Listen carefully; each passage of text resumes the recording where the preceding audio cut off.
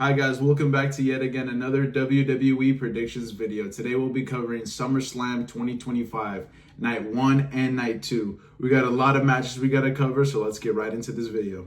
Starting off with our first match, it's going to be Sami Zayn versus Karrion Kross. Okay guys, we covered this match last time when they fought at Night of Champions, and it was something, you know what I mean? Sami, he's been on I don't know, this Sammy Hogan thing has been going crazy, you know? Sammy seems like he has to have a stipulation every match to either stop him from something if he's, either his ribs are broken or something is like that. I'm not a big fan of that gimmick where Sammy has to overcome the odds every single time. I do think Karrion is going to win this match. I don't know if they should make Sami win it. You know what I mean? I think they're going to make Karrion win it. Or maybe Sami Zayn will turn heel at the end of this match. We don't know what could really happen. I wouldn't mind another heel Sami Zayn, seeing what he's going to do. I know we love the Sami love on this channel, but I'm going to go with Karrion winning this first match. Moving on to the next match is going to be the Women's Tag Team Championship match with the team of Roxanne Perez, Raquel Rodriguez versus Alexa Bliss and Charlotte Flair. Haven't been paying too much attention to this match. I am loving Alexa and Charlotte as a team. I mean, I kind of figured we were going to like that. You put two great ones together, it's going to be good. You know what I mean? It's going to be golden. They're obviously going to have a good title reign. I'm predicting, if you guys can see, Alexa and Charlotte winning this match. Going to have a pretty huge title reign with the women's tag titles possibly, and then maybe a split off and then a WrestleMania match. That's what I'm predicting. I hope they could do that. You know what I mean? Maybe even make Charlotte look good after this, you know what I mean? Make the fans, either she could be a heel. Seems like they weren't liking her too much as a babyface when she won the Royal Rumble, or if she even was a babyface at the time. I don't know what they were trying to. She was kind of like in an in-between spot when she won the Rumble. But yeah, I'm going with Alexa and Charlotte winning this match and taking the titles home. Moving on to the next match, we got the WWE Women's Championship match, Jade Cargill versus Tiffany Stratton. Now we know Jade Cargill is the queen of the ring. She won it a couple months ago at Night of Champions. You know, I went with Asuka in my prediction, but seeing Jade win, you know, they finally using their investment properly, because what she debuted in like Fastlane 2023, I want to say she debuted, and they didn't really utilize her in like any good storyline match. It kind of seemed like an attraction, kind of like short matches. She kind of had the same three moves in every single match. Even when they debuted her at Fastlane 2023, I was like, damn, Jade's here? Like, I wasn't really ready for that, even though like I heard rumors. But it seems like they're really idolizing it now, almost 2 years later from when she came. So yeah, if I'm gonna go with Tiffany retaining. I kind of don't want Jade to win. It's kind of, I don't know, like they kind of just want to give her the title. If they do, we'll see what she can do. I'm not going to count out Jade, but I'm going with Tiffany retaining. Moving on to kind of a controversial match, but I'm super excited for it. We got the team of Randy Orton and Jelly Roll versus Drew McIntyre and Logan Paul. Now, I don't know if this match is fully happening. I did see some rumors online that is going to get replaced with that 16 tag match with all those tag team people possibly, because I heard Drew got injured. You know, that'd be unfortunate. You know, we could have just had Randy versus Drew, or even just Randy versus Logan, or some. I don't even know if I would want Randy and Logan. That's kind of disrespectful to Randy. But if this match does happen, I'm definitely going with a team of Randy and Jelly. They're gonna for sure win. That's how it is with these celebrity matches. I think Jelly Roll is going to impress us with like some of the stuff he's learned, because we don't know what he's been cooking up in the Performance Center. We'll see Jelly Roll. You know, he has some pretty big shoes to fill in from Logan Paul and Bad Bunny being our celebrity wrestlers. I wouldn't even call Logan Paul a celebrity wrestler. He's a wrestler now. You know, Logan, you're a wrestler, my boy. Anyway, I'm definitely going with Randy and the team of Jelly Roll. Yes, that's who's going to win this tag match. Not sure if it's going to main event or be the co-main event. We got the team of Roman and Jay versus Braun and Bronson and Paul Heyman on the side, obviously. This match is interesting, very interesting. Was it going to be Roman and Seth if Seth didn't get injured? We don't know. But Roman and Jay, you know, finally we'll probably get the I'm sorry, the moment between them. just one promo, maybe even tonight on SmackDown we might see it, but just we kind of need that closing book with Roman and Jay. They never really closed it. Even when Roman returned last year at SummerSlam, they just never really closed that story. Like, you know, Jay put so much emotion into the Bloodline story from 22 to 23, and the whole summer of 23 was phenomenal with Jay, Roman, and Jimmy. So I'm going to go with Roman and Jay potentially winning this just to kind of throw off Braun and Bronson.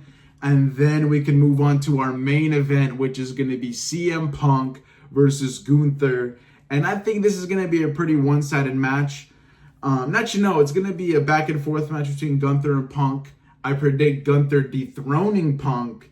And then the shenanigans will start with Seth coming down and cashing in and kind of ruining it all for Punk, and that's what I'm assuming. You know, I think this whole thing is a work. That's my prediction. Maybe Seth was a little bit injured, but the what happened at Saturday night's main event, fake, bro. Absolute fakery. And I'm sorry to disrespect you, Seth Rollins. If you really are injured, I apologize, and I will fucking eat my words for it, but I genuinely think it's a work, because I've seen you get injured, Rollins, and you looked. It didn't even look like your ankle moved, bro. Low key, bro. Both clips, even the one before and the second, I could recreate that. I feel like I could buckle my leg and make it look more real than that. Not gonna lie. It's okay, but I genuinely think we got Punk winning. Moving on to the first match of night 2, we got Naomi defending her title against Rhea and Io Sky in a triple threat match. Now, guys, they cooked that Evolution. Rhea and Io cooked that Women's Evolution. I can't wait for this match. I was so happy that Naomi cashed in on them. One of my favorite cash-ins I've seen in a minute, literally in a minute. I did not really like the Damian one. If Punk was not there, I did not really care for the Damian one. It was like a wannabe of Rollins. The one before that, I would say, was Io Sky in SummerSlam 23. That was a beautiful cash in. Loved it for Io. And I also loved her title reign after that. But here we are with Naomi as champion versus Io versus Rhea in this triple threat match. Now, do I got Naomi retaining? I hope they do. I really hope they do make Naomi retain this title. If they don't, I just feel like it's going to be a waste of what was the part of Evolution in this heel run. I want Naomi. She got some traction right now. So I'm going to go with Naomi winning this match. Next match on the card, we got a match I'm really excited for. The IC title match against AJ Styles and Dominic Mysterio. Please, for the love of God, make more storylines like this, more entertaining stuff like this. Because if this stuff is what the fans cling on to, this is what people are going to make people want to watch you. None of that like, I want the title, he wants the title, I want the title. You know, put some comedy in it. Put some actual reason. Like AJ genuinely wants to beat the fuck out of him and then take that damn title off him. That's what I like. So I'm going with AJ Styles winning this match. And there's a reason for him winning, because I believe, I'll explain it when I get down the card. So I take AJ winning the IC title match. Next match is another IC title match before the women's division. We got Lyra Valkyria versus Becky Lynch for the last time. I think they're advertising it as this last time. And I think there is a stipulation, no DQ or no count out, something like that. No DQ, no count out. So it's a very, I don't know why they don't just call it a street fight. But yeah, it's going to be Becky versus Lyra for the last time. All their matches have cooked. I've loved all their matches. No complaints about any of them.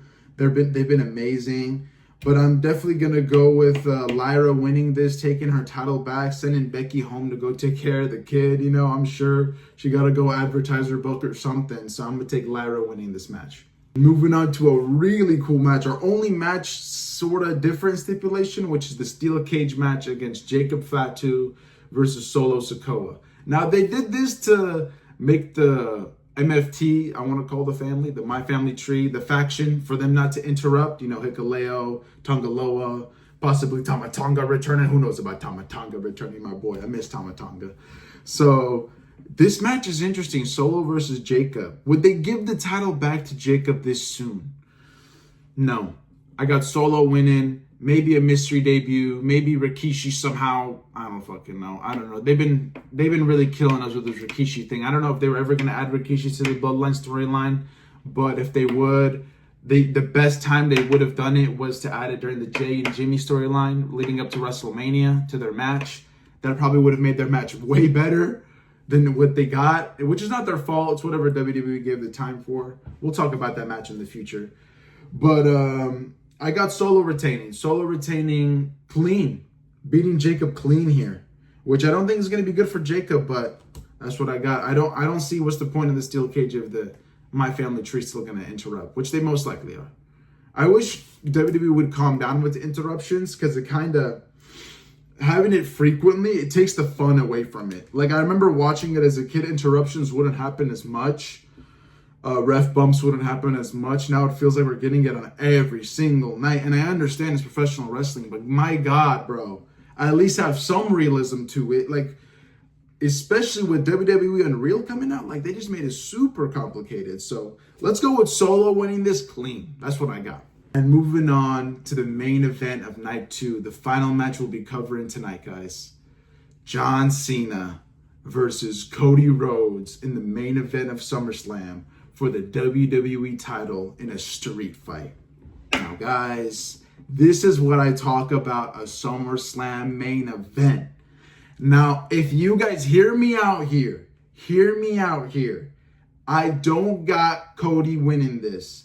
I got Cena retaining, but somehow I got either a major return happening like Brock Lesnar, because he is Mr. SummerSlam, and maybe we'll get that Cena and Lesnar match for the one last time. You know what I mean? Because we've only seen John beat Lesnar one time, or you know what I mean? We saw him beat him at Extreme Rules. We never really saw him after that, and their feud is something special. They've already burnt out CM Punk and Randy.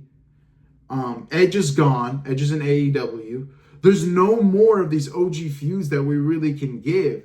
If Lesnar returns on night 2, we could have something with Cena and Lesnar, which I think will be a great lead up, great something they could do, cook. Because the Cena and Lesnar matches, for me, especially growing up watching that SummerSlam match in 2014, it hit different, man. So I hope we get like a crazy return. But I got Cena retaining. If not Cena retaining, we got Cena retaining and then Cody turning heel, or I got Cody winning and then Cody also turning heel.